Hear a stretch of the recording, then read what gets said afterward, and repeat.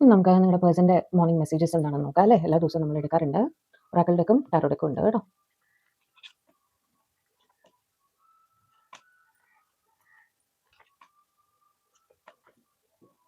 Tarot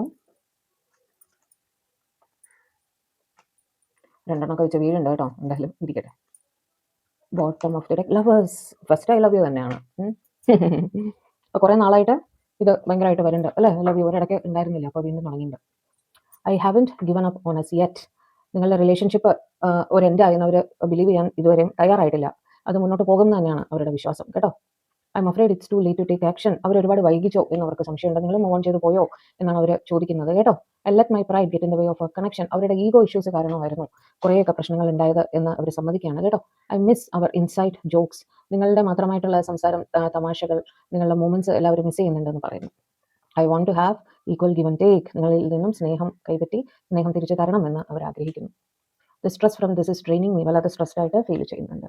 I had to let this go. I could clear my mind. ഒന്ന് വിട്ടിരുന്നാൽ ഒരു clarity കിട്ടും എന്നുള്ളൊരു ചിന്തയിലാണ് അവർ കുറച്ചൊരു ബ്രേക്ക് എടുത്തത് കേട്ടോ.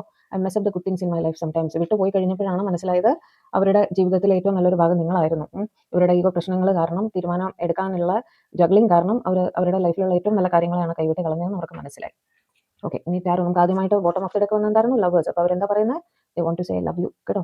King of wands, magician, king of cups, two of cups, seven of pentacles, ace of wands, knight of swords, five of pentacles. Okay, നിങ്ങളുടെ person ചിലർ, എല്ലാവരും അല്ല, ചിലർക്ക് ഒരു ഫൈനാൻഷ്യൽ ഡിഫിക്കൽറ്റി കൂടെ അവർ കടന്നു പോകുന്നതായിട്ട് കാണുന്നുണ്ട് കേട്ടോ. അതുകൊണ്ട് തന്നെ ജോലിയിലേക്ക് കുറച്ച് കൂടുതലായിട്ട് ശ്രദ്ധിക്കേണ്ടുന്ന ഒരു സാഹചര്യം അവർക്ക് അറ്റ് പ്രസന്റ് വന്നിട്ടുണ്ട് എന്ന് പറയാൻ ആഗ്രഹിക്കുന്നു. എല്ലാവരുടെയും കാര്യമല്ല, അവരവരുടെ പേഴ്സൻ്റെ സിറ്റുവേഷൻ അവരവർക്ക് അറിയായിരിക്കും. അതുകൊണ്ടാണ് ഒരു വെയിറ്റിംഗ് പീരീഡിൽ നിങ്ങളെ ഇരുത്തേണ്ടി വന്നത്.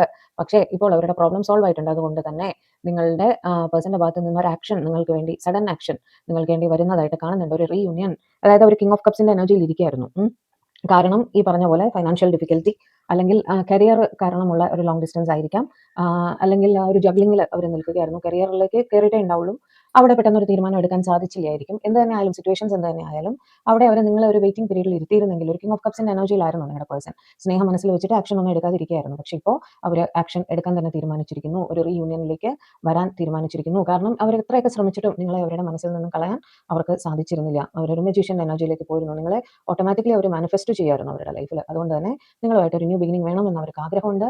അതുകൊണ്ട് തന്നെ എത്രയും പെട്ടെന്ന് അവർ നിങ്ങളുടെ അടുത്തേക്ക് വരും എന്നാണ് അവർ പറയാൻ ആഗ്രഹിക്കുന്നത്. പെട്ടെന്ന് ഒരു ആക്ഷൻ നിങ്ങളുടെ പേഴ്സൻ്റെ ഭാഗത്തു നിന്നും ഉണ്ടാവും. അത് അവരത് എടുക്കാൻ തീരുമാനിച്ചിരിക്കുന്നു. ഒരു റീയൂണിയൻ അവർ ആഗ്രഹിക്കുന്നു എന്ന് നിങ്ങളോട് പറയുന്നു. ഏറ്റവും അവസാനമായിട്ടും ആദ്യമായിട്ടും അവരെന്താണ് പറയുന്നത്? I love you.